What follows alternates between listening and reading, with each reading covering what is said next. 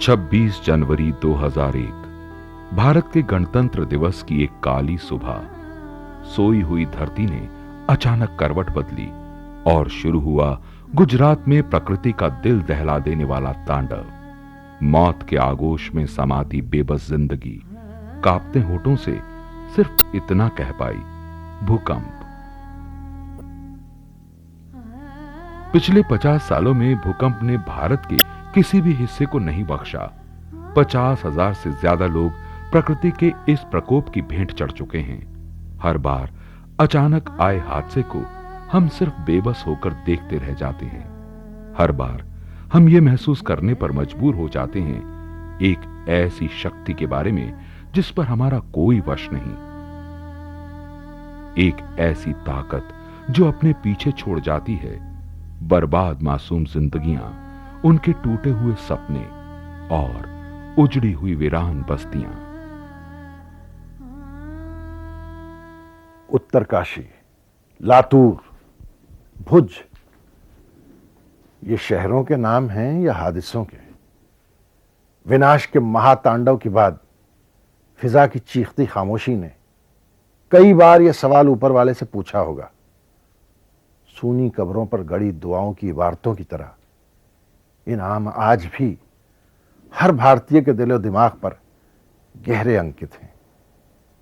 एक पल, कयामत का बस एक ही पल, और देखते ही देखते ये शहर हादसों में तब्दील हो गए। हजारों हजार सपने संजोती जीवंत आंखें पल भर में पथरा गईं। क्या वो कुछ सोच पाए? क्या उस अचानक आई विपदा में वो कोई प्रतिक्रिया व्यक्त कर पाए? क्या उनके मन में क्षण भर के लिए यह ख्याल आया होगा कि काश हम इसके लिए तैयार रहे होते? ये सच हम और आप इस रहती दुनिया में कभी नहीं जान पाएंगे। सिर्फ एक अनुमान लगा सकते हैं कि समय की धड़कन रुकने के आभास पर उन चेहरों का रंग क्या रहा होगा। पर उस दर्दनाक पल में इन अभागे शहरों को अपनी चपेट में लेने वाला सिर्फ सृष्टि का आक्रोश ही नहीं था, कहीं पर हमारी, आपकी और उन तमाम लोगों की अनभिज्ञता भी थी। जी हां, भूकंप से सुरक्षा के उपायों की अनभिज्ञता। जरा सोचिए, आप और हम बच गए हैं पूछने के लिए ये सारे सवाल जिन्हें वो कभी आवाज न दे पाए, ढूंढने के लिए वो जवाब जो अब वो कभी नहीं ढूंढ पाएंगे, वो जवाब जो शायद हमारी जिंदगी बचा सकें। भूकंप क्यों होते हैं? उनसे कैसे बचा जा सकता है? क्या करें कि कम से कम तबाही हो? और अगर इन सवालों के जवाबों से मासूम जीवन बच सकते हैं तो क्या हमें और कोई कारण चाहिए इनके जवाब ढूंढने के लिए? करीब 1960 में वैज्ञानिकों ने निष्कर्ष निकाला कि पृथ्वी की बाहरी ठोस परत अपने आप में संपूर्ण टुकड़ा नहीं है, बल्कि 6 बड़े महाद्वीपीय प्लेटों एवं 14 उपमहाद्वीपीय प्लेटों के टुकड़ों में बटा हुआ है। 2 तलों के किनारों पर 3 तरह की गतियां काम करती हैं। वे एक दूसरे से टकराती हैं।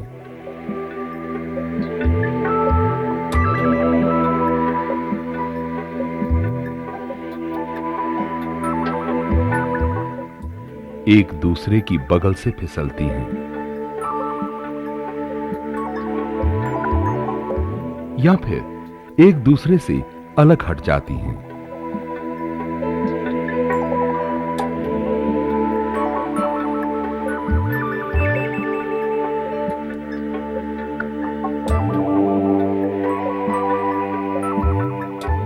वैज्ञानिक विश्वास करते हैं कि धरती की प्लेटों की यह गति प्लेटों के किनारों की चट्टानों में मोड़ और दबाव पैदा करती हैं।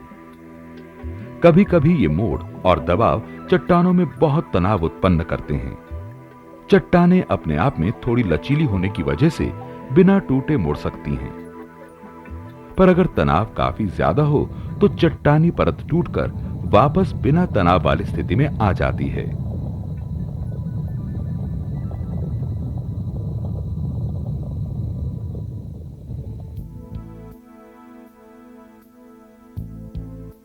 जब कभी भी इस तरह की गति अचानक होती है तो इससे अविश्वसनीय मात्रा में ऊर्जा उत्पन्न होती है, जो कि पृथ्वी में अचानक एक भयानक कंपन पैदा करती है, जिसे हम भूकंप के नाम से जानते हैं। लगभग 90% भूकंप प्लेट या तल के किनारों पर उत्पन्न होते हैं। इस आधार पर हम 3 प्रमुख सिस्मिक पट्टियां पहचान सकते हैं।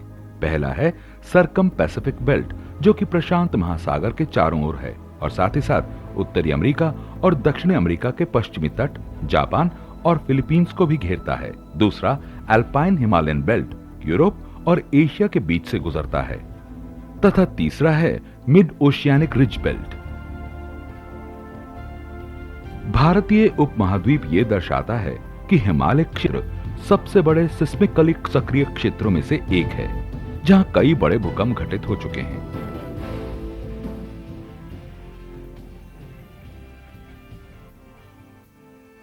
भारत 5 सिस्मिक क्षेत्र में बटा हुआ है। क्षेत्र 5 सबसे अधिक सक्रिय क्षेत्र माना जाता है, जहां भूकंप का आकार और उसकी तीव्रता अन्य स्थानों से ज्यादा हो सकती है। और इस क्षेत्रीय मानचित्र में भुज क्षेत्र 5 में दर्शाया गया है।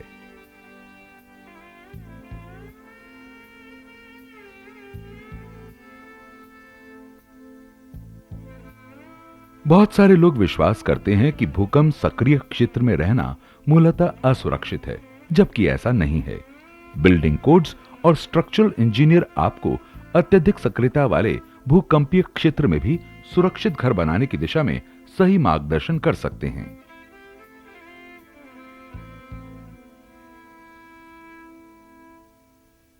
भूकंप न सिर्फ सीमेंट, छड़ और पत्थरों से बनी इमारतों को बिखेर देता है, बल्कि कई ऐसे शब्दों को भी बिखेर देता है जिन्हें हम और आप आमतौर से सुनते भी नहीं।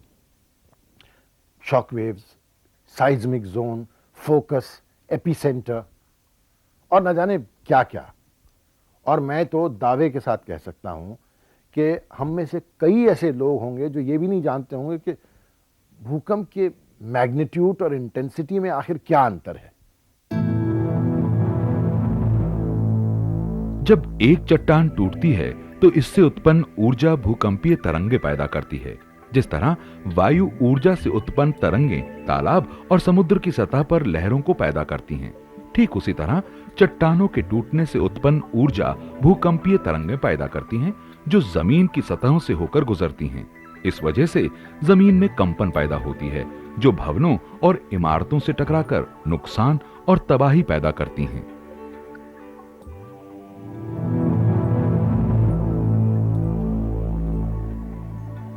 पी तरंगें सबसे तीव्र भूकंपीय तरंगें होती हैं।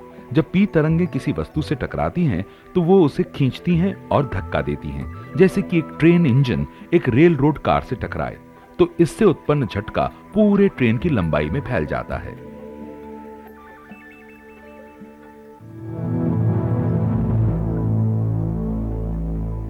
एस तरंगें या सेकेंडरी वेव्स रिकॉर्डिंग स्टेशन पर पी तरंगों के बाद पहुंचती हैं। जैसे ही ये चलती हैं, वस्तु कंपन की दिशा में जाने लगती है। इन तरंगों को शियर वेव्स भी कहा जाता है और ये तरंगें भवनों और इमारतों के लिए पी तरंगों की तुलना में अधिक नुकसानदेह साबित होती हैं। धरती के अंदर जहां से भूकंपीय तरंगें पैदा होती हैं, उसे हाइपोसेंटर या फोकस कहते हैं। फोकस के ठीक ऊपर धरती की सतह पर स्थित बिंदु भूकंप का एपिसेंटर कहलाता है।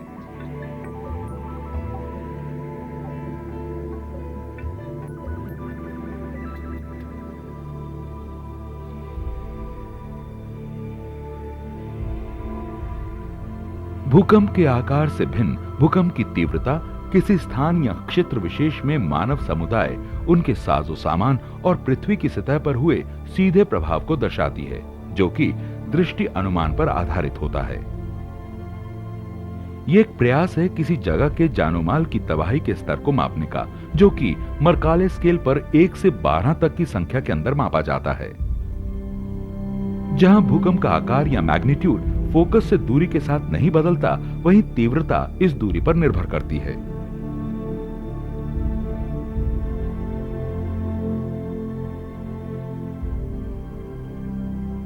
रिक्टर प्रमाणक या मैग्नीट्यूड एक संख्या होती है जो कि भूकंप के आकार को मापने में इस्तेमाल होती है।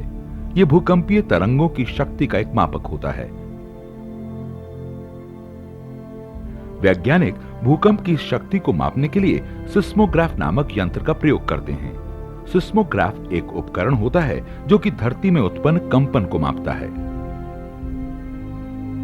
रिक्टर पैमाने की हर संख्या अपने नीचे की संख्या से 30 गुना ज्यादा शक्तिशाली भूकंप का माप है।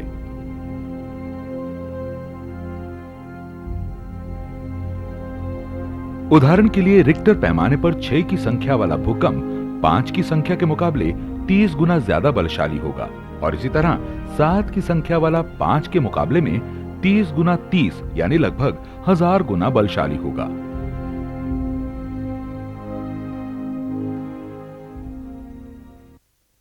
क्या हम भूकंप की भविष्यवाणी कर सकते हैं?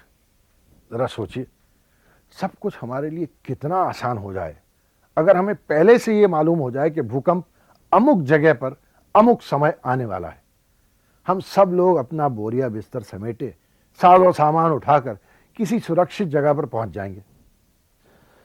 पर अफसोस कि ऐसा हो नहीं सकता। अब चीन का ही उदाहरण ले लीजिए। 1975 में लियांगनिंग में जो भूकंप आया, उसकी भविष्यवाणी सफलतापूर्वक कर दी गई, क्योंकि उस भूकंप के पहले से कुछ झटके महसूस किए जा रहे थे।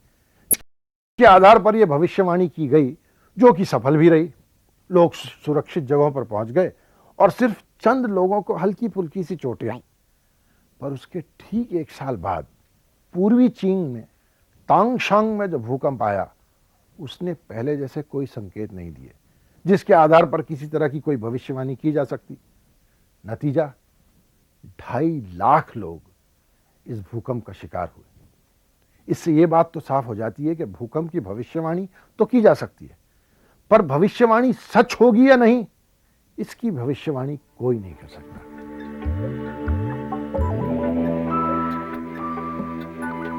आम धारणा के विपरीत सिर्फ भूकंप की भविष्यवाणी कर पाना ही भूकंप संबंधी अध्ययन का मूल नहीं है। विभिन्न भूकंपीय कंपनों का सूक्ष्म अध्ययन भी अनुसंधान का एक महत्वपूर्ण विषय है, जिससे न सिर्फ सक्रिय फॉल्ट्स का बल्कि भविष्य की संभावित भूकंप सक्रियता वाले क्षेत्रों का भी पता लगाया जा सकता है। Indian habitat centre Lodhi road पर स्थित यह दिल्ली की एक महत्वपूर्ण इमारत है, जहां एक स्ट्रॉन्ग मोशन सिस्मिक नेटवर्क कार्यरत है। इसमें 16 डिजिटल ट्राइक्सियल स्ट्रॉन्ग मोशन एक्सेलोग्राफ लगे हैं, जिन्हें सीबीआरआई रुड़की द्वारा स्थापित किया गया है और जो उसकी देखरेख भी करता है। इस नेटवर्क की मदद से इस क्षेत्र में उत्पन्न धरती के कंपन के रियल टाइम आंकड़े उपलब्ध हैं। बड़े भूकंपों और छोटे स्थानीय भूकंपनों के प्राप्त आंकड़ों से इस क्षेत्र में बनने वाले भूकंप प्रतिरोधी मकानों के निर्माण तथा माइक्रोजोनेशन मानचित्र के डिजाइन में काफी मदद मिलेगी। ऐसे मानचित्रों से हमें शहर के उन क्षेत्रों को पहचानने में मदद मिलेगी जहां भूकंप का असर ज्यादा हो सकता है।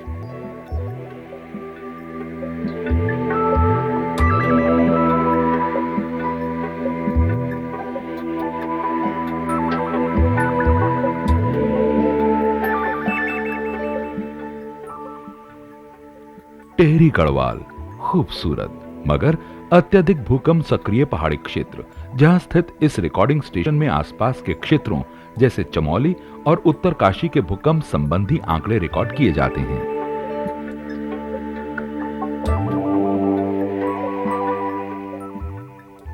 डॉक्टर अश्विनी कुमार, जो कि एक सिस्मोलॉजिस्ट हैं, टेहरी क्षेत्र में भूकंपीय आंकड़ों एवं उनकी रिकॉर्डिंग के सिलसिले में एक परियोजना पर कार्य कर रहे हैं। वो अपने कार्य को टेलीमेट्री नेटवर्क के द्वारा करते हैं, जिसमें कि विभिन्न क्षेत्रीय स्टेशन लगातार अपने भूकंपीय आंकड़ों को मुख्य स्टेशन पर भेजते हैं, जहां वे और उनका दल उन आंकड़ों का अध्ययन और विश्लेषण करते हैं।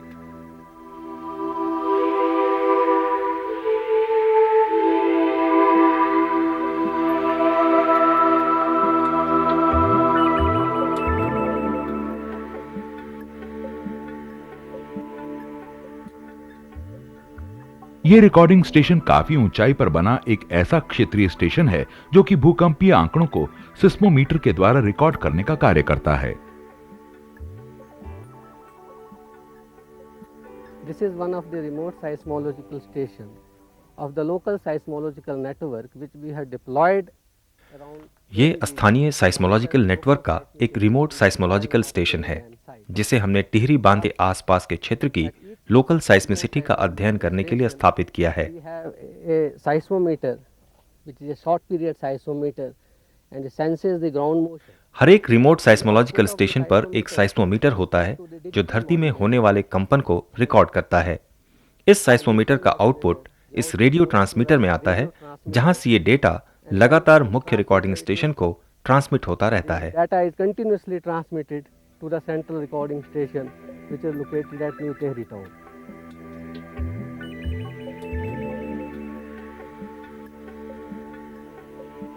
डॉक्टर अश्वनी और उनका दल कहते हैं कि ये परियोजना टेहरी बांध पर केंद्रित है तथा ये आंकड़े उन्हें किसी भी प्रकार की प्रेरित भूकंपीय कंपन जो कि बांध के बनने तथा जलाशय के भरने के कारण होगी को निर्धारित करने में मदद करेगा।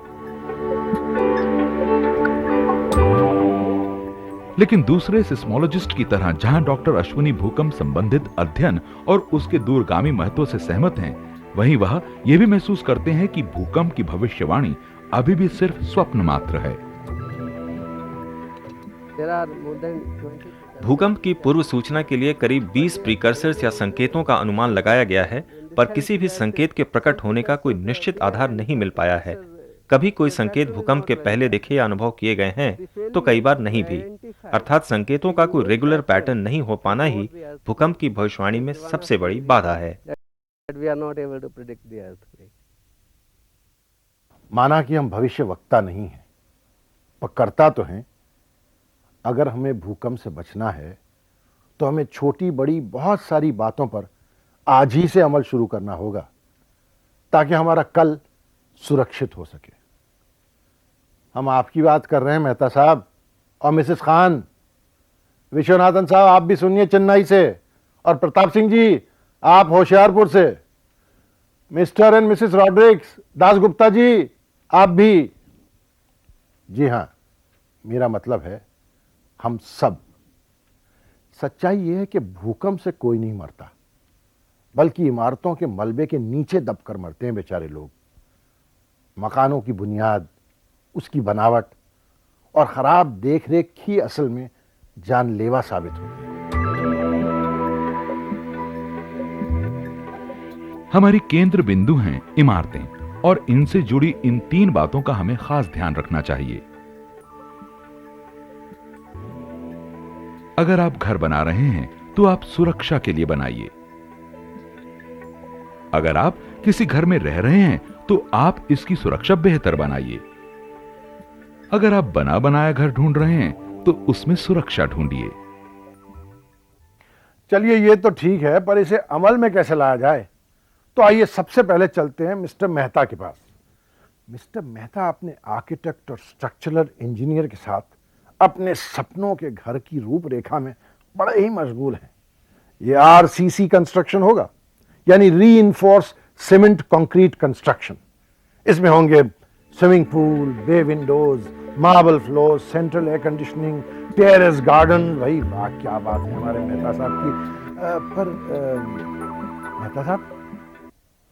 मेहता साहब, हेलो मिस्टर मेहता, माफ कीजिएगा, पर क्या आपने भूकंप से सुरक्षा के बारे में कुछ सोचा है क्या? भैया आप ये तो नहीं चाहेंगे ना कि आपका टेरेस गार्डन स्विमिंग पूल में आ गिरे? नहीं ना? तो बेहतर होगा कि आप कुछ ऐसी बातों पर गौर करें जो शायद आपके इस सपनों के महल को टूटने से बचा सके।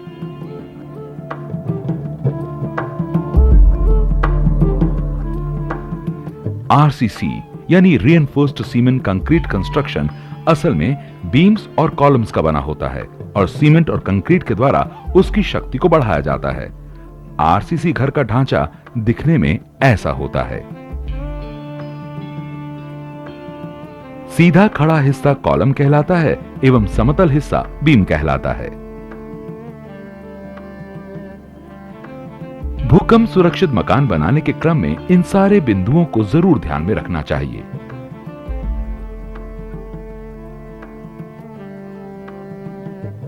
कॉलम को बीम से ज्यादा मजबूत होना चाहिए एवं बीम की चौड़ाई कॉलम की चौड़ाई से अधिक नहीं होनी चाहिए।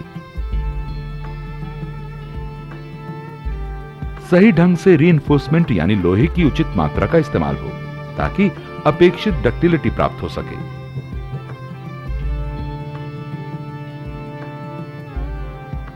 कॉलम के सरियों को आपस में ठीक से बांधना चाहिए। बांधने का जोड़ 90 डिग्री पर नहीं होना चाहिए क्योंकि इस तरह का जोड़ भूकंप के समय आसानी से खुल जाता है। जोड़ आपस में क्रॉस होने चाहिए ताकि भूकंप के समय ये आसानी से खुल ना सके।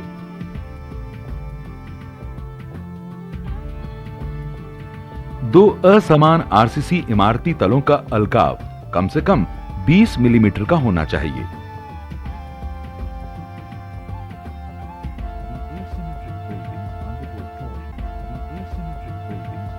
जिन इमारतों की संरचना में समरूपता नहीं होती, ऐसे मकानों के कोने भूकंप के झटकों को ज्यादा तीव्रता से महसूस करते हैं। इसलिए असमरूप संरचनाओं से बचें।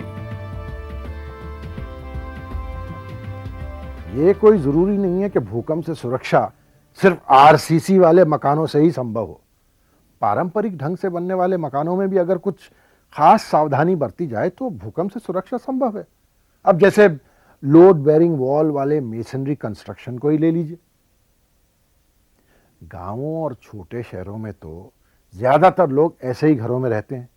वो कोई आर्किटेक्ट या इंजीनियर की राय थोड़ी लेते हैं। सिर्फ ईंट, पत्थर और गारे को मिलाकर 4 दीवारें खड़ी की और डाल दी छत, लीजिए साहब हो गया घर तैयार। पर दिलचस्प बात यह है कि हम ऐसे घरों को भी भूकंप से सुरक्षित बना सकते हैं, बशर्ते हम कुछ सावधानी बरतें। अब हमारे चौधरी साहब को ही ले लीजिए। एक दिन उन्होंने सोचा कि घर बनाया जाए, तो पास के गांव से मिस्त्री बुलाए, सस्ते दामों में सामान खरीदा और ये लीजिए बना रहे हैं अपने सपनों का मकान। अब इनको कैसे समझाएं?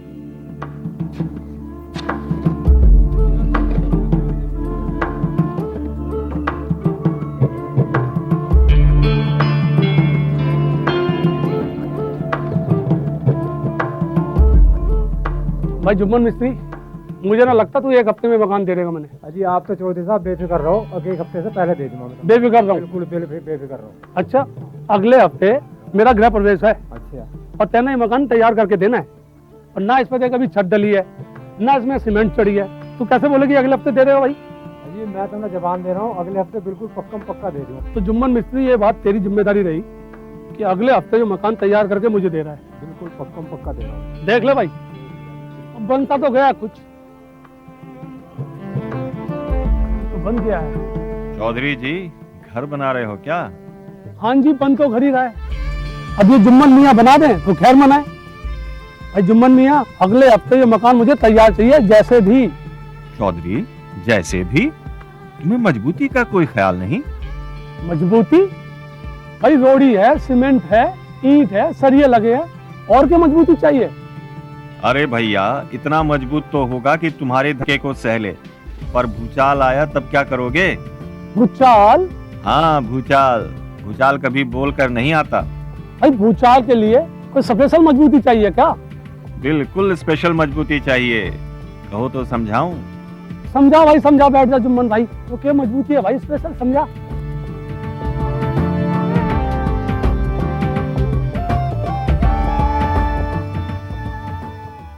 आरसीसी निर्माणों के विपरीत जहां की कॉलम इमारतों का भार लेते हैं, लोड बेयरिंग या वॉल बेयरिंग तरीके के निर्माण में सारा भार दीवारों पर पड़ता है। इस तरह के निर्माण गांव, देहात और छोटे शहरों में काफी प्रचलित हैं। इन निर्माणों को मिशनरी कंस्ट्रक्शन कहते हैं। ऐसे मकानों को भी भूकंप प्रतिरोधक बनाया जा सकता है, बशर्ते हम इन बातों का ध्यान रखें।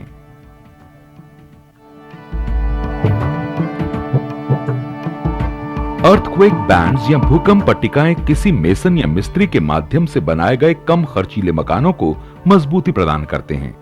ये पट्टिका कंक्रीट की रीइंफोर्समेंट होती है जो ऐसे मकानों के किनारों को किसी भी फलों की पेटी की तरह बांधकर रखती है। ऐसे बैंड छत, लिंटल या प्लिंथ के लेवल पर दिए जा सकते हैं। कोनों और दीवारों के जोड़ों पर भी वर्टिकल रीइंफोर्समेंट दी जा सकती है।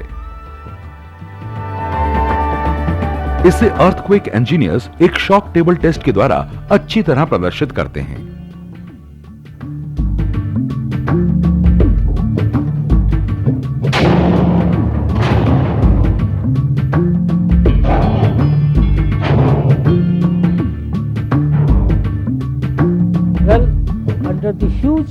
अभी हमने देखा कि इस बिल्डिंग ने, जिसमें भूकंपीय पट्टी लगी है और अन्य भूकंप सुरक्षा संबंधी सावधानियां बरती गई हैं, कैसे एक मजबूत झटके को सहा।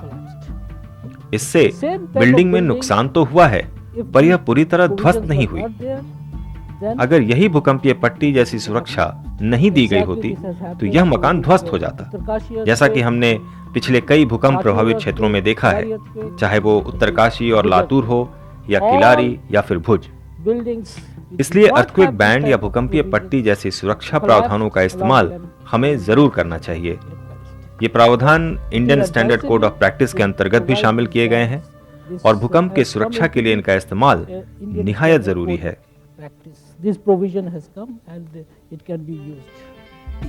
ईंट या पत्थरों के मकान निर्माण में लकड़ी की पट्टी का भी रेत के मसाले के साथ कम लागत पर अच्छी खासी मजबूती प्रदान कर सकती है।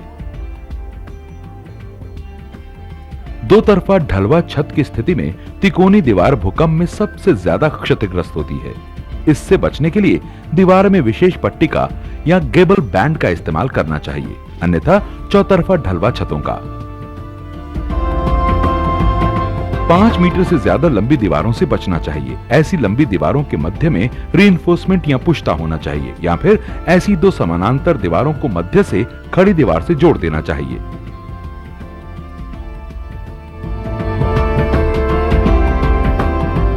पत्थर के टुकड़ों से बनी दीवारों में आर पार पत्थर या दीवार की मोटाई के बराबर लंबे पत्थर का इस्तेमाल करना चाहिए।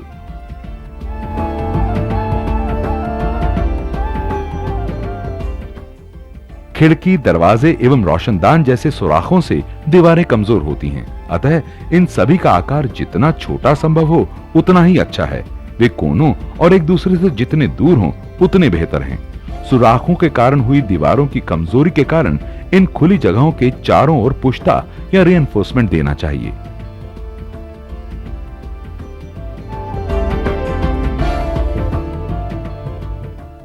अगर दो तरफा ढलवा छत जरूरी हो तो उन्हें आपस में ब्रेसिंग मेंबर्स द्वारा जोड़ देना चाहिए।